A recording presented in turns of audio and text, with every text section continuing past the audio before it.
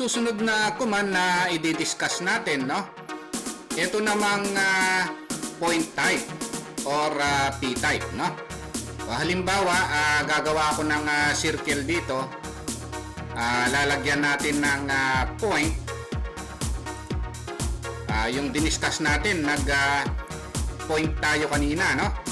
So, ang gagawin natin, meron tayong p-type. O tatype natin yung p-type o pt.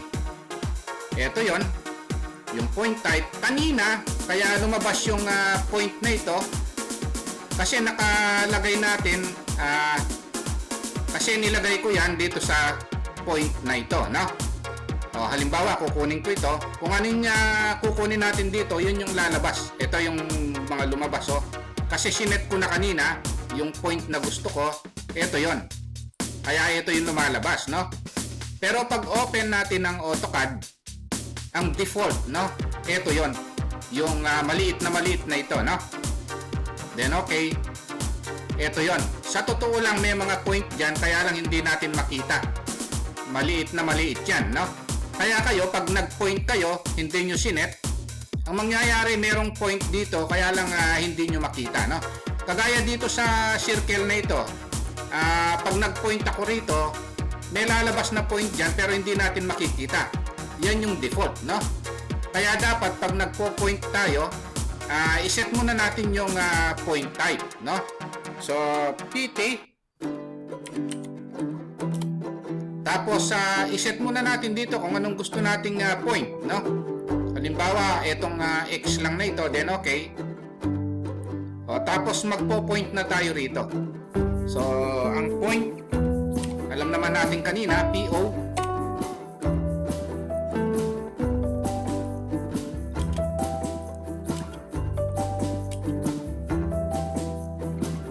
Ayan yung point, no?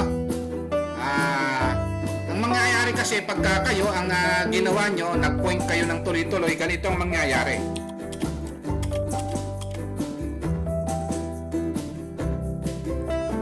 Sinet ko muna yung color para iba naman yung color dito, no? Kung ang default nya point type, ito yung default. Pag open nyo ng AutoCAD, ito, no?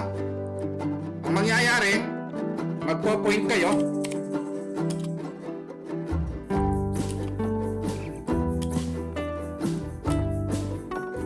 Ganito ang makikita nyo, no?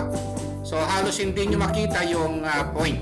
Kasi nga hindi natin sinet sa point type. Kaya diniscuss ko yung point type, no? Para bago kayo gumawa ng point, ilagay nyo na yung gusto nyong point, no? pt. So, iset nyo na rito, no? Ako sinet ko kanina dito. Ito yon, no? So lalabas naman, no? Pagka sinet nyo na yung point type, no? Ngayon itong point type na ito pwedeng i-adjust, no? Pwedeng i-adjust yung laki, yung paliitin or palakihin, no? O, PT pa rin.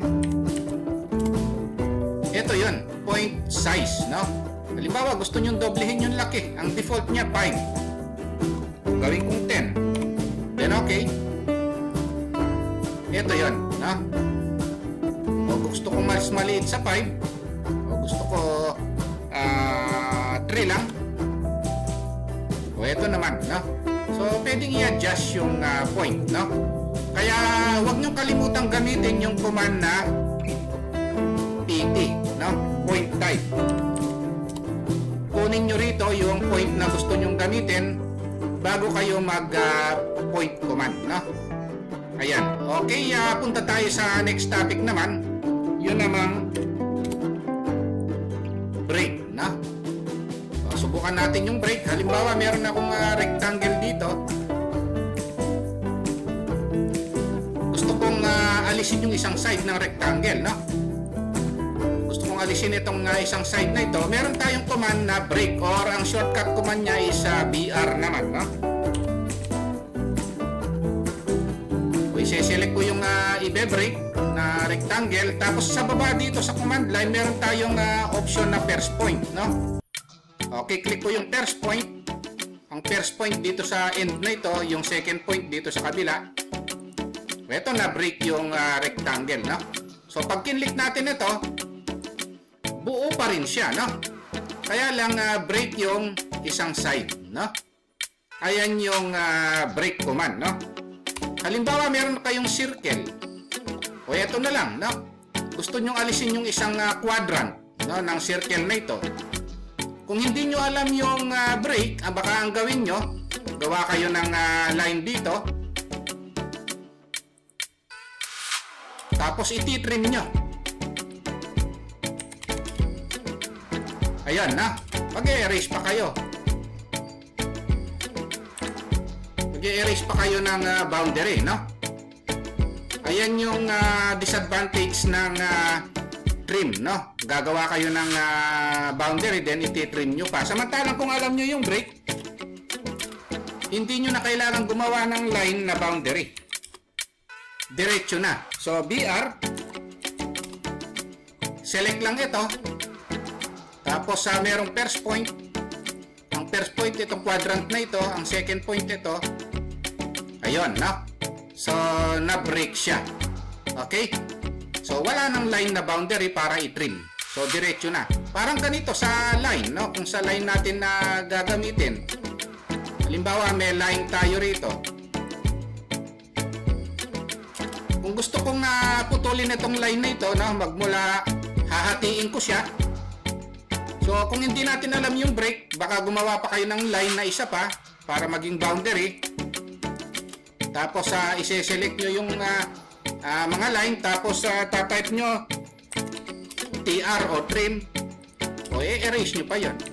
Gagawa pa kayo ng boundary, i-erase nyo pa, no? Samantalang kung break, mas mabilis. Okay? So, BR, select ito. Tapos, may first point sa baba. Ang first point sa kabilang dulo. Ang second point kung sa gitna nyo i-click. Ito na yon, no? So, nahati yung line. So, ganun ang break, no? Mas mabilis siya. Okay, punta tayo sa ibang topic naman. Halimbawa, kung gusto nating mag-copy, no, ng halimbawa sofa o yung mga furnitures, pero nandun siya sa ibang file, no? Halimbawa, itong floor plan na ito, meron akong file, no, naka-open, at dito naman sa kabila, merong chair, no? At iba pang mga furniture, gusto kong dalhin sa kabilang file, no? So, madali yun mga boss, no? Ito yung susunod na topic natin. Ise-select lang natin itong gusto nating i-copy sa ibang file, no? Tapos ang gagawin natin, pag na-select na siya, right-click lang natin. Ito siya. Pipindutin natin itong clipboard. Tapos meron dito, copy. Ngayon, pag kinlik natin yung copy, o puntahan natin yung kabilang file, no? Pindutin natin yung sa baba na naka-open na mga file. Tapos click lang natin ito. O, gusto nating ilagay dito. I-right click lang natin sa mouse. Ito na naman yung clipboard. Saka natin ipe-paste. So, ito yung mga boss, oh. O, saka nyo na lang i-scale, no? Na-discuss ko naman yung pag-scale kung paano paliitin ito, palakihin pa, no? So, kung mas malaki siya, pwede natin paliitan para ilagay doon, no? So, ganun kadali mga boss yung pag-copy, no? Sa ibang file, ilalagay dito sa file na ito, no? So, ganito yung mga boss. Ulitin ko lang para hindi nyo malimutan. O, halimbawa, gusto kong i-copy itong ito, no? Ise-select lang natin. O kaya itong telephone na lang ito. Para hindi na kayo gumawa dun sa kabilang file, no? Right-click kung naalala nyo yung clipboard. Tapos, copy. Ngayon, kung gusto nyong i-move lang mga boss, ito, cut naman, no? So, pwede nyong i-move. Kung gusto nyong i-move lang, cut. Ayun, nawala siya. Puntahan ngayon natin yung kabilang file, no? Pindutin lang natin dito. Tapos i-right click natin sa mouse, tapos clipboard. Ito naman yung paste, no? So ito 'yun, no? O instead na mag-drawing kayo ng mga furniture at iba pang mga fixtures, no? So mas madali yung mag-copy na lang kayo. Importante ito mga boss, mapapadali yung pagdo-drawing nyo. Kung hindi na kayo magdo-drawing, i-copy and paste nyo na lang, no? Huwag nyo po sanang kalimutang pindutin muna pala, no, yung subscribe. Pero isama nyo na rin po yung like at saka notification bell. Maraming salamat po. Ang susunod na pag-uusapan natin itong hide at saka unhide na rin, no? So, yung hide, i-type lang natin, hide, tapos ito hide objects, tapos select natin lahat ng gusto nating i-hide o itago, no, sa Tagalog, no? Tapos enter, so mawawala siya. So, hindi siya na-erase, nagtago lang, no? Nag-hide lang, no? Ngayon, kung gusto nyo ibalik yon, no? I-type nyo lang yung unhide, no? Tapos ito siya, pindutin nyo lang, so babalik uli siya, no? Kaya kung ayaw nyong pumunta dun sa isolate command, no? Pwede nyong i-type yung hide at saka yung unhide, no? At mag-select lang kayo. Ayun yan, no? Okay, punta tayo sa susunod na topic naman. Itong array polar. So, saan ba natin ginagamit yung array polar? Halimbawa mga boss, gagawa ako ng round table dito, no? Tapos, ikakopy ko lang, no, yung isang chair na ito. Hawakan ko siya rito, ilalagay ko ron. Nalitan lang natin ng konti pala, no? Ngayon, kung gagawa ako ng maraming chair, no, na nakapaikot dito, kung hindi natin alam yung array, no, mahihirapan tayong gawin, no, yung gusto nating gawing drawing dito na nakapaikot, no, na chair na ito. So, subukan natin itong AR command o yung array, no. I-select natin yung i-array natin and then choose natin yung polar option, no. Tapos click tayo sa gitna. So, ito yung polar array, no. Kaya ayan yung advantage ng alam natin yung polar array, no. At applicable din ito sa mga paggawa ng mga parts, no? Mga mechanical parts. Halimbawa, ang madalas na gawin dito pag polar array, no? Halimbawa, gagawa tayo ng gear, no? Sample lang natin ito.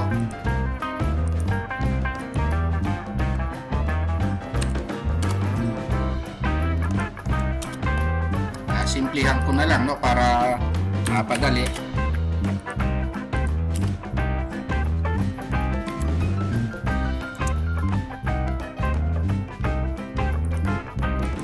Ayan, no. Same procedure ang gagawin natin, no. So, baguhin ko lang yung color para medyo presentable yung gagawin natin.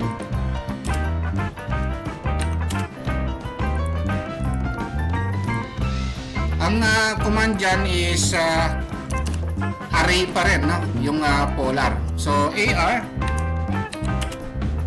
polar, tapos click natin dito. Ito yon, no? Kung nakita natin sa plano, no? 5 lang yung pinagagawa. Ayun yan, no?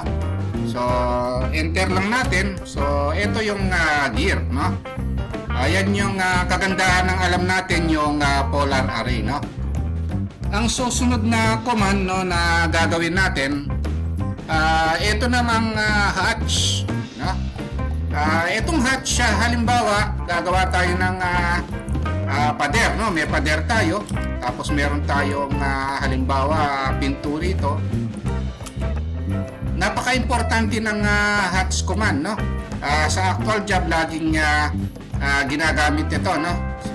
Halimbawa, meron tayong CHB rito o hollow blocks, no? So, kung hindi natin alam yung hatch, mamanualin natin yan, no? Ngayon, ang solution dyan para hindi natin manualin, i-type lang natin yung H, no? O hatch command. So, eto yon, no? So, kung gusto nating lagyan pa ng ibang pattern yan, pwede, no? So, maghanap lang tayo rito. Marami namang pattern dito sa AutoCAD. Halimbawa, nakita natin concrete, no? Pili lang tayo. So, mahirap manualin yan, no? Kung mamanualin natin yan, no? Iisa-isahin natin, kakopy-copy pa natin. Ayan yung advantage ng hatch command, no? Kaya i-discuss na rin natin para magamit nyo o ma-practice nyo, no?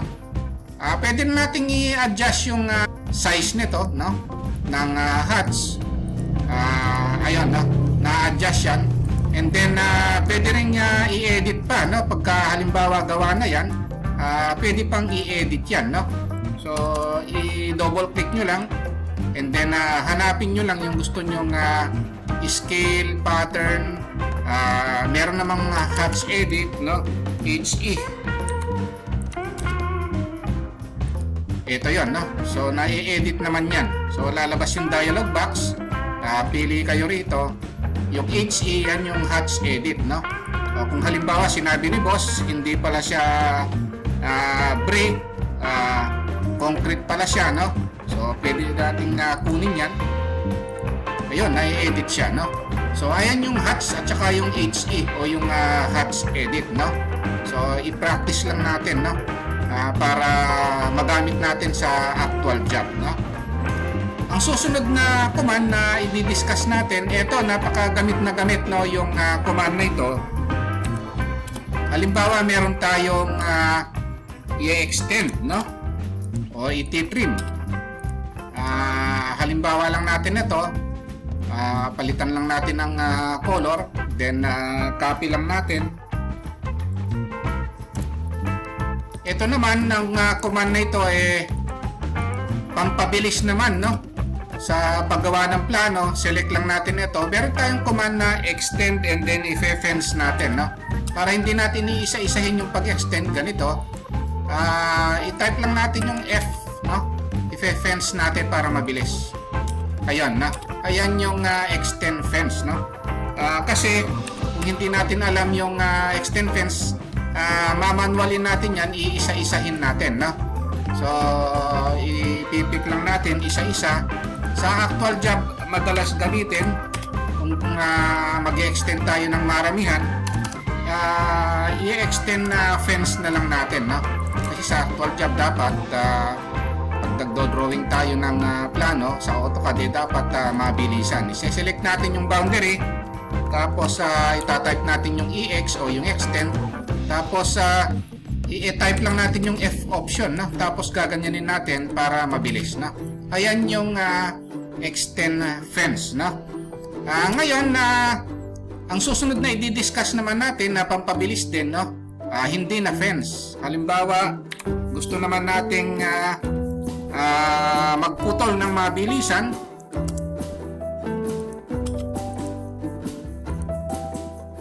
Gusto nating putulin ng mabilisan ito, select yung boundary muna.